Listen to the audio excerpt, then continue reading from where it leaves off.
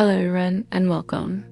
Today we are going to dive deep into the very core of the human experience, our emotions.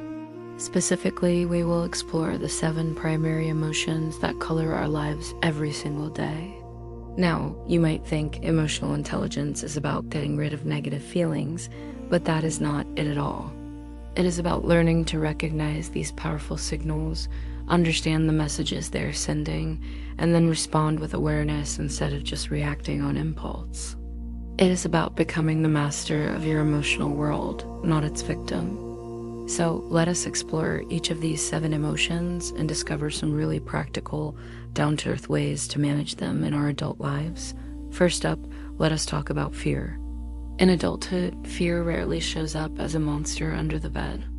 Instead, it often wears a more sophisticated disguise called anxiety. Think about it. That constant nagging feeling of unease, the worry about the future, the endless what-ifs. This anxiety is often the echo of unacknowledged effort.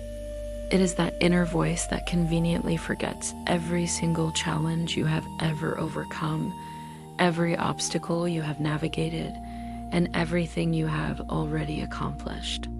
It focuses only on the mountain ahead, not the mountains you have already climbed. So, what is the antidote? It is simple but powerful: acknowledgement. You need to consciously pause, take a breath, and remind yourself of the truth. Say it out loud if you have to. I have overcome challenges before. I am capable. I have the strength to handle this. Naming your wins, no matter how small they seem, is like turning down the volume on that anxious voice.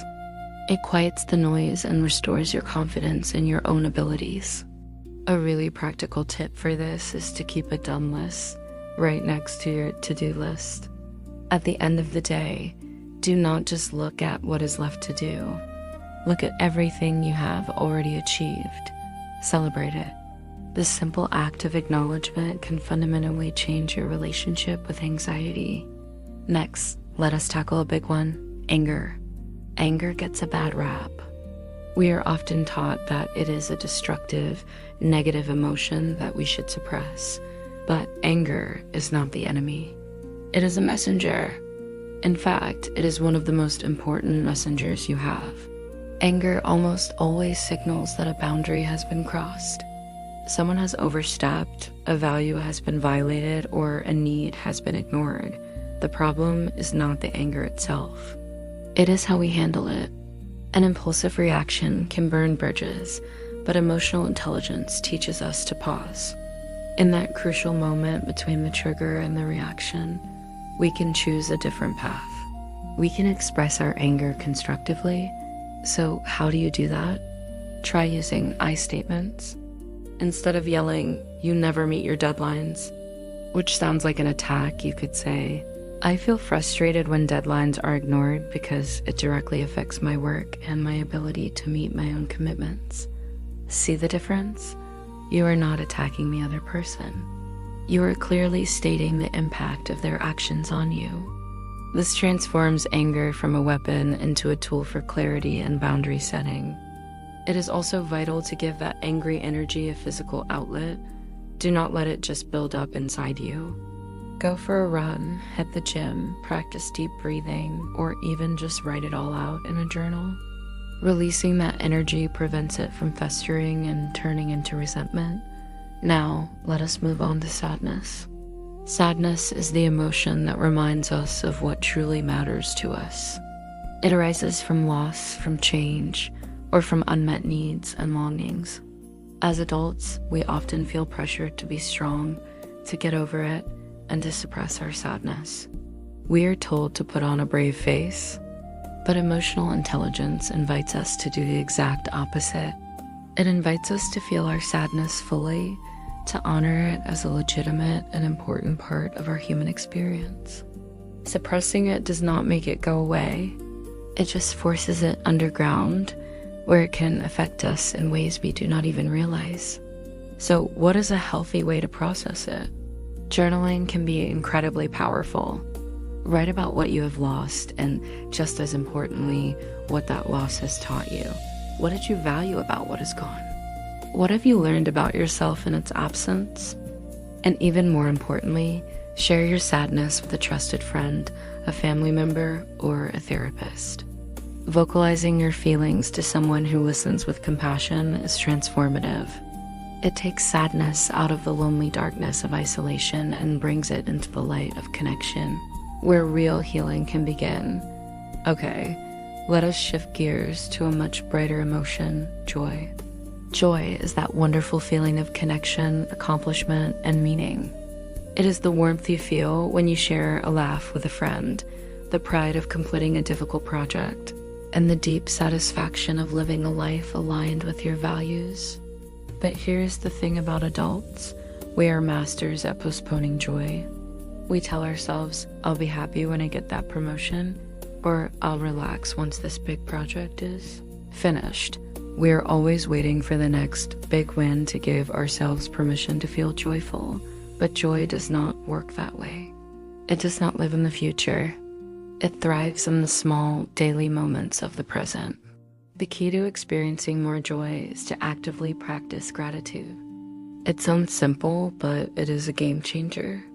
At the end of each day, take just 2 minutes to write down 3 specific things you are thankful for. It could be anything: the taste of your morning coffee, a kind word from a stranger, the beauty of a sunset. The act of noticing and acknowledging these small pleasures trains your brain to look for the good. When you savor these simple moments, you are not just experiencing joy. You are expanding your capacity for it. Joy grows when it is acknowledged. Next on our list is an interesting one: disgust. At its most basic level, disgust is a protective instinct. It is that gut reaction that tells us something is rotten, toxic, or unsafe. It keeps us from eating spoiled food or touching something contaminated. But in our complex adult lives, disgust often points to something deeper: violated values. That feeling of revulsion you get when you see injustice, dishonesty, or cruelty. That is your moral compass, your sense of disgust, telling you that something is fundamentally wrong according to your personal value system. Emotional intelligence helps us reframe this feeling not as just a negative reaction, but as a powerful tool for discernment. It is a signal to pay attention. So when you feel that sense of disgust rising, ask yourself, what core value of mine is being challenged right now? Is it honesty, fairness, compassion? Using disgust as your guide helps you make choices that are in alignment with your integrity. It helps you decide who to spend your time with, what work to engage in, and what kind of lifestyle you want to lead. It is a powerful internal guide if you listen to it. Let us talk about surprise. Surprise is the emotion of the unexpected. It is that jolt we feel when something happens that we did not see coming, good or bad. A surprise party is thrilling. A surprise layoff is devastating. Because it is so unpredictable, surprise can feel very unsettling. Our natural instinct is often to resist it, to try and regain a sense of control as quickly as possible. But emotional intelligence offers a different approach. It encourages us to shift from resistance to curiosity. Instead of immediately thinking, oh no, this is terrible, how do I fix this? We can learn to pause. In that pause, we can ask a much more empowering question. What can I learn from this? This simple question reframes the entire experience. A surprise is no longer just a disruption. It is an opportunity. It is an opportunity to adapt your plans, to innovate a new solution, or to discover something new about yourself or the world around you. Embracing surprise with curiosity is a key ingredient for growth and resilience. Finally, we come to contempt. This is perhaps the most corrosive of the 7 emotions, especially in relationships.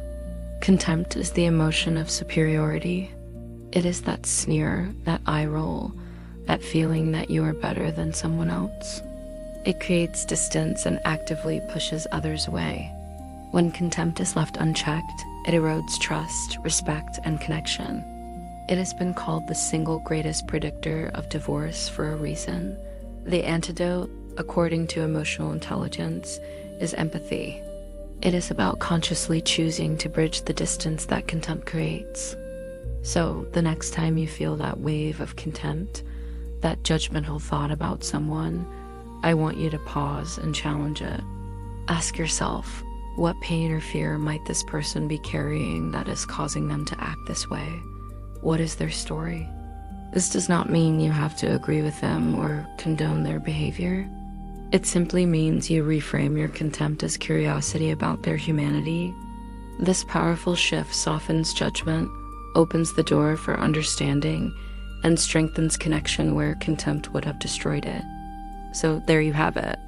The 7 primary emotions: fear, anger, sadness, joy, disgust, surprise, and contempt. As you can see, they are not problems that you need to solve or eliminate.